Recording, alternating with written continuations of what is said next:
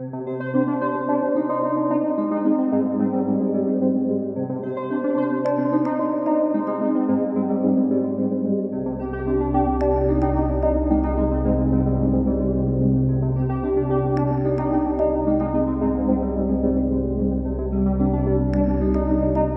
this episode of Scammer Stories, scammers aren't always sitting behind a screen in some faraway land. Sometimes they're bold enough to meet in person and integrate into your life to steal all of your hard-earned money. Unfortunately, that doesn't mean they land behind bars. The law and those investigating the crimes haven't caught up with the times. That gives the perpetrators time to go on to scam again and again, racking up a long list of victims. Laura Decker says it happened to her, and she's about to tell the entire story. Now, I need to start by saying the suspect, as we'll call him now, is not in prison and has not been charged with a crime in this case. Normally, when a reporter or podcaster takes on a story like this, there are police records to corroborate some of the details. There isn't information in these cases because prosecutors don't believe a crime is committed when you, quote, give, end quote, your money away. So I have to say that these are the details, according to Laura Decker. I'm from Chicago, Illinois, born and raised a Cubs fan, which is important to this story. I actually, a couple of years ago, started working for the Cubs. Dream job. I had applied 7 times over the course of 10 years, and I finally got this gig. Doing event planning, corporate parties, corporate meetings, they would come use our conference center and then they'd go to a game or they would do some type of big experience, whether it was a concert or we'd rent out the whole field. So you got to meet all kinds of people. Yes, nothing with baseball, but everything with we worked with the family, with the owners, management team, everything. So just a dream. Super fun, wild, 15-hour days, but you're exhausted physically, but it's like, pinch me. Is this my job? Is this my life? Started doing that a couple of years ago and then met this man and everything blew up. So why I bring up the Chicago Cubs is just because my life was pretty good before this. I come from a normal family. My parents are still together. I have a brother who's married. I have a bunch of nephews. I have a really good friend circle here in Chicago.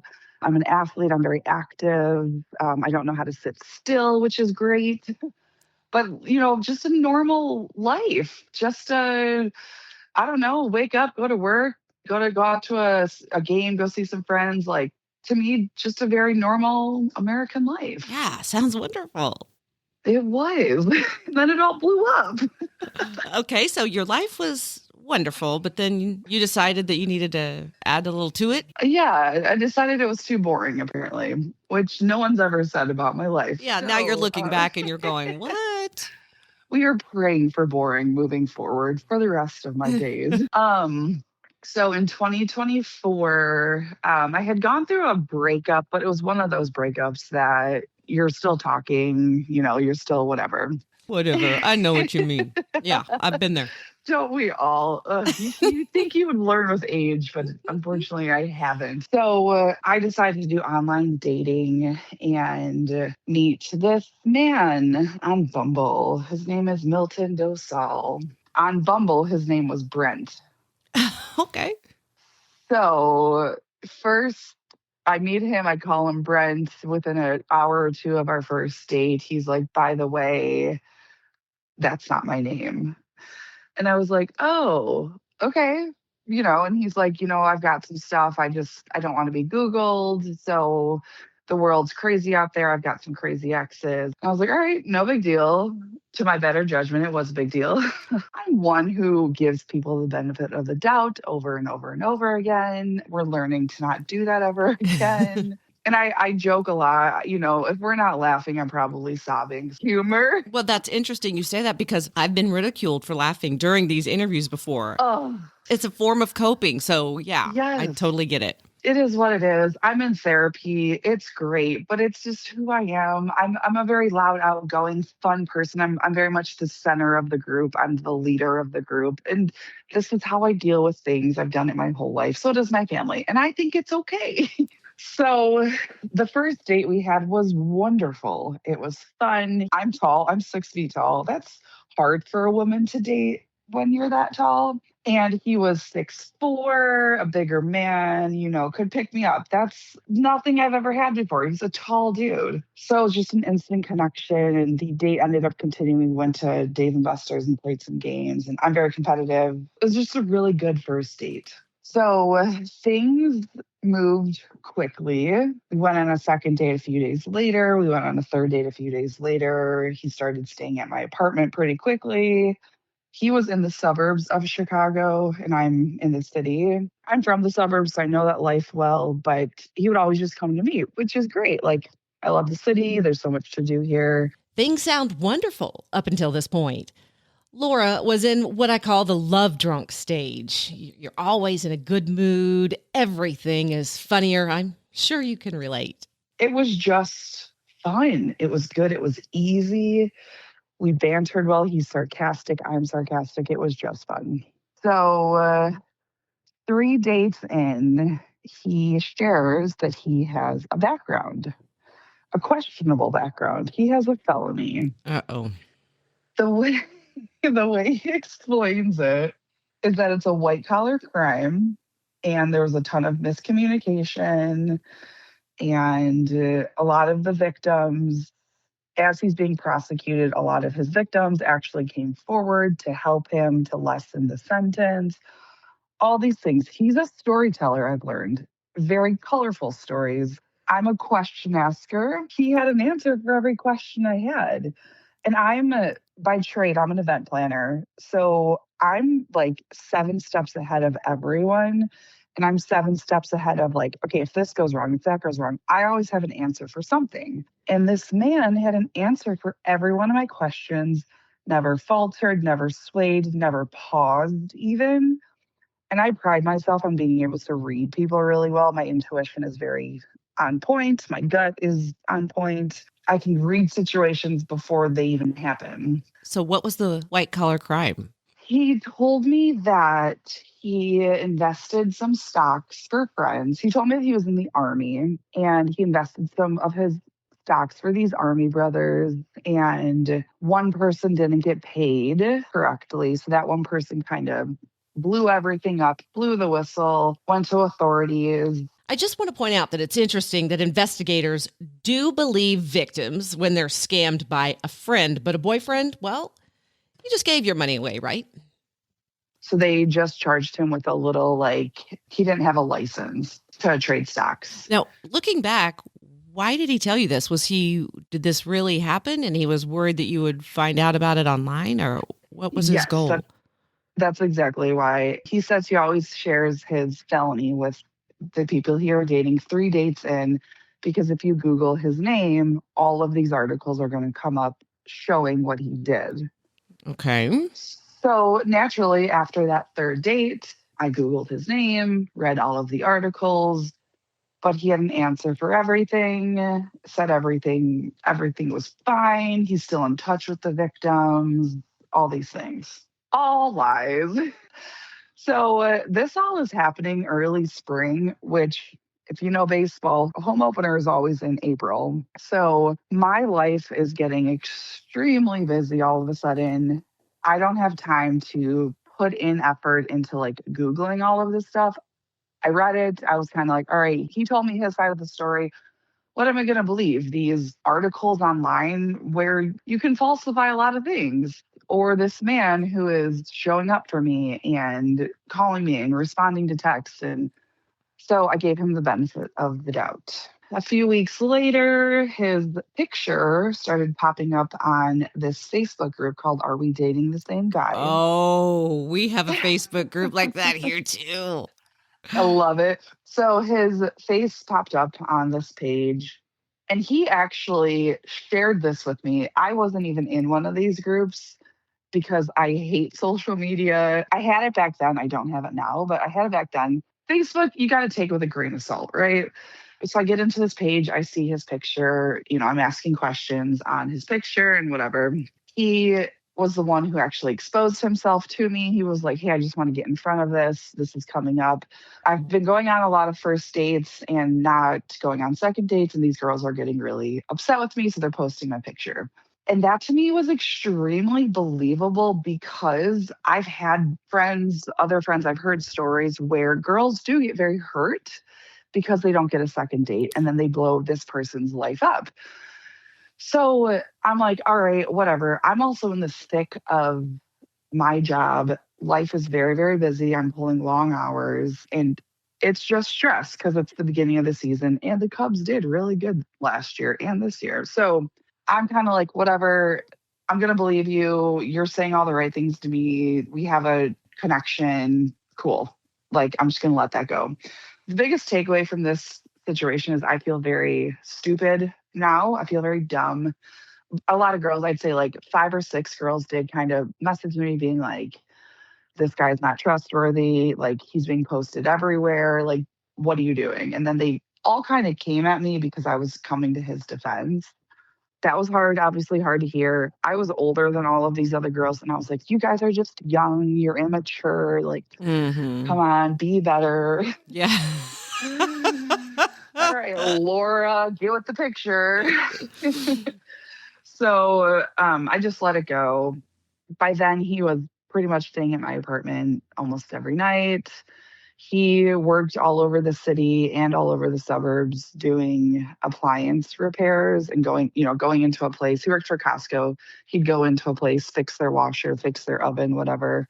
And he was often in the city for that. And he hated the city, but he finally shared that he was living in an extended hotel, one of those long term stays. Mm-hmm. And he's like, I had to move out of my ex girlfriend's place and I just threw all my stuff there. So he ended up staying at my house quite a lot. I have a roommate and she liked him, and it just all seemed good. My friends started meeting him. He met my family. We all went to a Cubs game together, all these things. Okay. So my gut is definitely making some noise. My intuition is kind of like, all right, there's a lot of things here. But again, I just had such a busy job that at the end of the day, I'm brain dead. I come home, I want to just sit on my couch in the comforts of someone that I trust and like being around. So I kept pushing things to the side. And then once he met my family and some friends and they didn't raise any concerns, I was kind of like, all right, maybe I'm just reading into things because of dealing with things from my past, from my ex. So I just pushed it away, constantly pushed it away. All summer, we just were enjoying the summer life in Chicago. He joined my volleyball team that I've played on for a few years. Again, people are meeting him. It all seems fine, no questions, whatever. He's helping me with my stocks. He's helping me put all my 401ks in one account, all these things. I'm not good with financial stuff in the sense of I don't understand stocks. I don't understand all those things. I live very much within my means, and having someone who just knew financial things was a godsend. I don't come from a family that talks stocks or talks any of those things. Okay. So, So I think I can see where this is going. yep. Okay. So, and he told me he trades stocks all the time. He likes that he's made thousands and thousands and thousands of dollars and da da da da da. So I was like, great.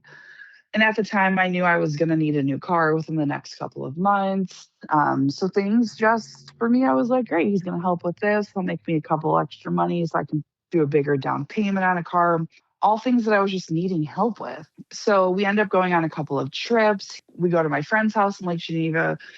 We go to Vegas for my birthday. We end up going to Puerto Rico, which is where he's from, because he had to sell his father's house. I would be the one to book all of the travel arrangements, the flights, the rental cars, the stays, and then he would just Venmo me his portion of it. Again, I didn't think anything of it. That's pretty normal.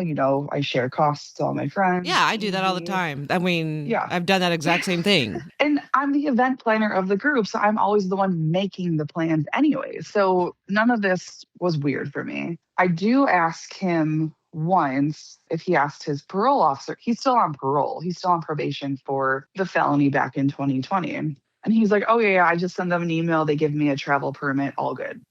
Again, I've never been in trouble with the law. I don't know what that entails. I assume that if he's emailing his parole officer, he is. I know he's good for the money because I saw his bank accounts. I've seen his stock account. Or so I thought it was his stock account. I saw the sale of the house. I was there for the sale of the house. So this man is, getting a lump sum of money. He let me see his bank account on his phone, and there's money in there. So to me, I'm like, no big deal. And then come back, and it's October. I leave for a work trip, and things just shifted while I was on that work trip. I wasn't sure why, but I just felt him pulling away. I had his location on my phone. We had each other's, and at this point, he very much was like, I have to deal with a lot of my own stuff from previous relationships. I don't want to date you, but I want to stay best friends. Whoa. Did Hmm. that come out of nowhere Hmm. for you? Yeah. So we're going on what, 5 months, 6 months? I am into this man. I am excited.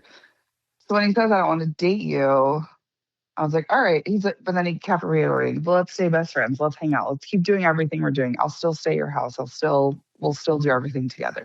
Did you let him Um, continue to live at your apartment? yeah. Well, you were hanging on to hope, right? You were, yeah. Exactly. Idiot that I was. And nothing changed in the sense of like what we did together. We still were hanging out. We were still going out. We were still going out with my friends. Like nothing changed.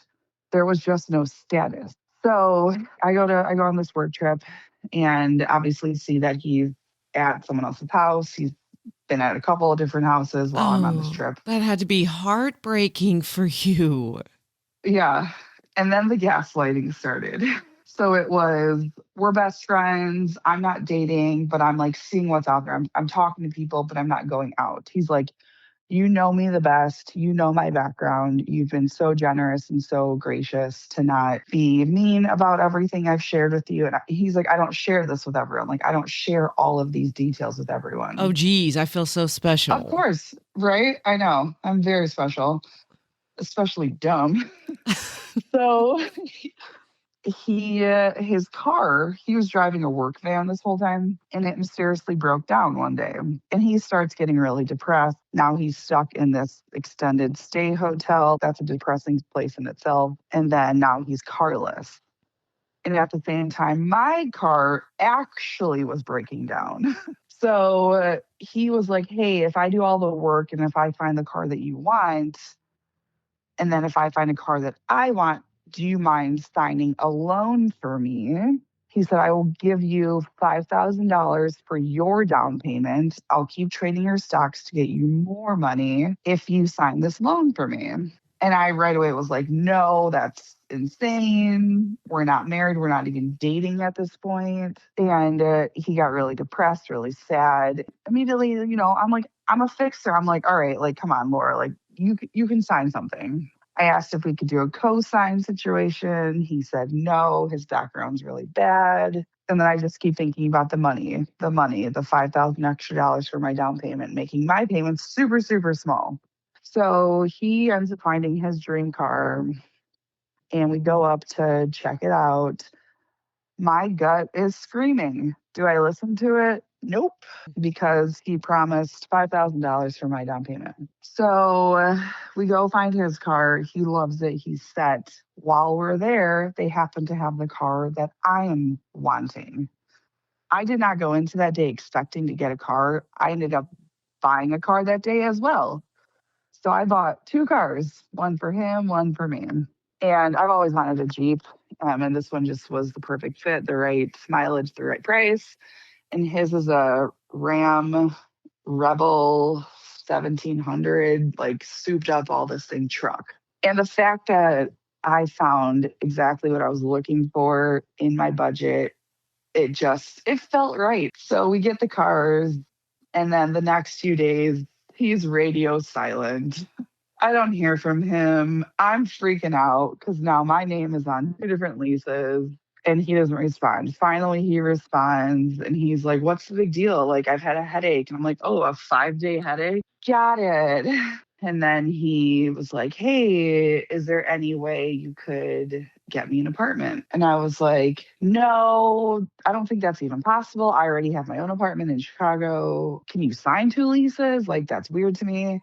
And he's like, "No, it's possible," and sent me all these articles like, "No, it's possible, whatever." So after being MIA, all of a sudden, his demeanor changed. Laura soon figured out why. Then he starts getting snotty again. He starts getting depressed again. And he's like, "I helped you with your car. I did literally all the research. I did all this for you. Like, can't you do this for me?" And at this point, I'm pretty just confused. I'm lost. I'm busy at work. I'm not thinking straight. Work's getting really crazy. And I was like, fine. Apparently, I promised him that I would get him this. So we went apartment shopping, and he told me he had to live in St. Charles, Illinois. And that's where his ex girlfriend lives. And I was like, why would you want to stay in the same city that your ex girlfriend lives?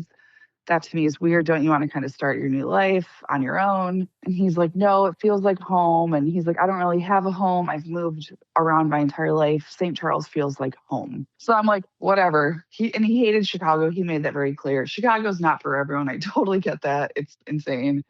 But he made it very clear that St. Charles was his home. So I was like, great. So we went apartment shopping. The interesting thing about apartment shopping, it's about an hour plus from Chicago to get out to St. Charles. We get into a huge fight, huge fight. We get to the apartment place. We're not speaking. I'm pissed off. We go see these apartments. The apartment guy was wonderful and lovely. And I'm sure he could tell that there was some tension going on. But Milton asked me to say, like, this is our apartment. We will both be living here Mm. because I was the only one that could sign. So I bought into it. I was like, yeah, we're both going to live here. We only want a one bedroom, blah, blah. Here's the budget. He finds one that he wants. It was available pretty soon. We sign all the papers. And this is like, there was one day off I had in December of all the craziness. And he's like, we have to do it on that day. I was like, buddy, I am not breathing correctly. I'm not sleeping well. Life is insane. I have one day off to just sit. I'm not going to drive out to St. Charles and help you with your stuff. And then he got very snippy, he kept saying, you promised, you promised, you promised. I'm depressed, da da da da da. Played the victim card, all these things. So I ended up driving out on my one day off. We signed the papers and we're good. So he moved in pretty quickly after. And the apartment complex started sending me emails being like, "Hi, we just did a routine maintenance at your apartment and it looks like it's a boys apartment. Do you actually live there?" Then I start lying. I don't lie. Like, that is not who I am. Like, that's just not part of my DNA. But I was like, yeah, I just travel a lot for work. I'm in events, high end events. That wasn't a lie. I was like, I just travel, so I'm never there. So Milton essentially pretty much does all of the work here. And they said, all right, well, if Milton is for sure living there with you, his name needs to be on the lease. That means the complex needed a background check on Milton, which means trouble for him. So I concoct another lie and I was just like, no, actually, he's not going to stay with me. He's bouncing back and forth between this place and this place. And when I'm not there, he goes and waters my plants, whatever. He checks in. I just kept lying. The apartment complex didn't push it. So a few days later, he gets a ticket on his truck parked outside of the apartment because he never uploaded the truck to the apartment portal. So again, the apartment complex is like, hey, what's going on? There's this truck. And I was like, oh, yeah, that's my truck. This is funny because Laura described the truck as very large and souped up, nothing you would ever expect her to drive. So they were like, well, we need proof. And unfortunately, I had proof. And I was like, you don't think a girl could drive a truck? Sent them proof because it technically was my truck. So I sent them the registration and they were like, okay, just upload it to the portal. No big deal. But I'm getting this feeling like, how many lies are we in right now? He lives there for a couple months. Something mysteriously happened with his bank account and it got frozen. So I ended up paying the first month, the second month, the third month. I don't make a ton of money at this job. So what's in the back of my mind is my credit is going to get hit. I had a nearly perfect credit score all of my life. At one point in like January, I get a call on my work phone from the car creditor loan saying, hey, you haven't paid your truck in like 6 weeks. And I was like, First of all, you're calling me at work. How did you get my work number? That's inappropriate. Never call me here again. I call him, screamed at him all these things, and he's like, I didn't do anything. That's not my fault. You probably put it down and you just forgot. Like, continuously had an answer for everything. So things are getting tense. We're in like early January, February, and I was kind of like, something is going on, something is not right. I confront him on everything. He actually tells me the truth. A lie that I left out, because I still have a really hard time with this lie, is that he told me his dad was dead. And then he also told me that he had a kid, but she died because of COVID. She had COVID and she died. So those are two lies that I don't like adding to my story just because that's hard for me. My dad is very disabled and sick, and that's a very hard lie for me to hear. I end up just kind of Googling, searching as much as I can, getting on Facebook, doing everything possible, and find out that his dad is alive, find out that his daughter is alive. So I drive out to his apartment. I did not tell him I was coming. He hates surprises. He hates people just popping in. So I drive out. He's upset that I came over without telling him. And I was like, great, we're going to have a conversation once. We're going to get all this out in the open and we're going to go from there. I said, is your dad alive? And he said, yes, my dad's alive. I said, is your daughter alive? He said, yes, my daughter is alive. I said, what truly happened with the van that you had been driving when you met me? He had told me that the engine blew up and he sold it for parts. Turns out the van was his ex-girlfriend's because his ex-girlfriend did exactly what I did, and she got him a van and a place to stay. So he cops to all of these things. At that point, he's like, that's all. I'm honest with you. This is all like, I have to lie because like things have just been really hard in my past. And I was like, all right, are there any lies with the felony? And he said, there's no lies with the felony. He said, I've paid all my dues with them. I'm good. I'm just on probation until November 2025. I was like, okay. I said, I'm going to write a contract using DocuSign stating that you owe this amount for rent every month, this amount for the truck every month. You will be paying it. Yes, it's under my name, but all the responsibilities are on you. And he's like, all right, great, fine. So he signs that contract. And in my head, I'm like, if this ever goes to court, at least I have this contract. So February, he just stops speaking to me. He blocks me on all social media. He blocks my phone. Now I'm stuck. We're going into things that are beyond my control. I can't talk my way out of this. I share a lot of things with my mom. We're very close. I had not shared any of this with her because I was so ashamed.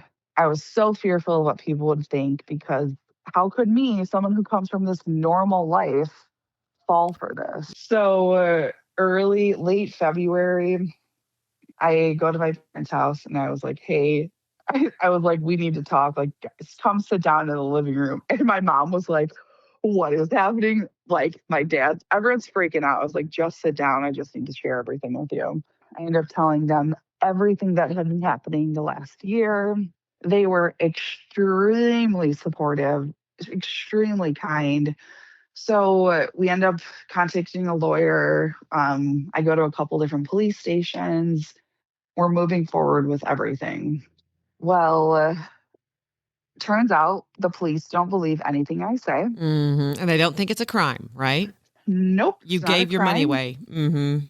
I was told by a female officer from my hometown that it's my fault for falling in love. Oh, And I was boy. like, ma'am, you are a female. We then go to the police department where he lives, and then we go to the police department where one of his other exes lives. During this time, also, I'm contacting his former exes. I reach out on Facebook. I realize there's a whole tangled web of people involved. Turns out there's 49 people that have been involved in his charades. Again, because I am the person who is just very good at Googling and Facebooking, I end up putting all of this together, this very intertwined, gross web together. Everyone gets in a Facebook message group to get together to share their stories. There's 8 girlfriends who all have the exact same story to a T. Everyone got him a car and everyone got him an apartment. The only difference that I thankfully didn't have to experience was he stole all of their 401ks. Oh, I hate that. So they're dealing with all of that. And this has been going on since 2014. So we're going on 11, 12 years of this nonsense. The mother of his child, I talked to her. She was not in on it. They had dated for 2 years. They were dating when he first got his original felony. So he was doing this before he met her. But again, he lied enough to her. They ended up getting pregnant. They were never married. So she took her kid and moved back to her hometown of Texas. So she's been dealing with this forever. Okay. She ends up telling me that all of his exes have ended up contacting her specifically because of the kid, because everyone knew like she was the most involved. Mm-hmm. Turns out he's still married. So I talked to that woman. They've been estranged since 2017. They have no relationship. They haven't gotten divorced because neither of them can afford the divorce proceedings. So she has a whole other life. She has a boyfriend and a kid, and she's doing her own thing. Turns out that was his second marriage. There was another girl involved back in 2012. So everyone has the exact same story, though. We got them a truck, we got them him an apartment. Some got married, some had kids, but the story was all the same. I want to know where the case stands now. We have a case. Thank the good Lord, we have a case. So fast forward to this 2025, the summer of 2025. After I'm getting no help from any of the police departments, I'm getting nothing. I finally hired a lawyer, and all I have is a civil case because I gave him all these things. Mm-hmm, mm-hmm, So we go through with that proceedings. He gets served in September. He doesn't respond. I do not trust the justice system at this point because in Illinois, judges hate a case to go to default, which means the defendant doesn't respond and the judge just makes the decision without hearing both sides of the story. So the judge gave him a second opportunity. So he had a second chance to respond. He didn't respond. The judge gave him a third opportunity to respond. So he has three chances now over the course of September to January, and he hasn't responded. So he had by New Year's Eve, 12/31/25, he had till that date to make a response. Otherwise, it was just going to go into default. He responds on New Year's Eve, of course. He responds that he's going to fight this situation. And I was like, all right, no big deal. It's going to be an easy case. Like, I have all the text messages, I have all the proof, all the things. So I'm giving all this to my lawyer, and she's like, don't worry, it's going to be easy. In addition to having all of that proof, I went to the FBI, I went to the SEC, and I went to the state's attorney. And Nice. I I ended up getting calls back from both the FBI and the state's attorney.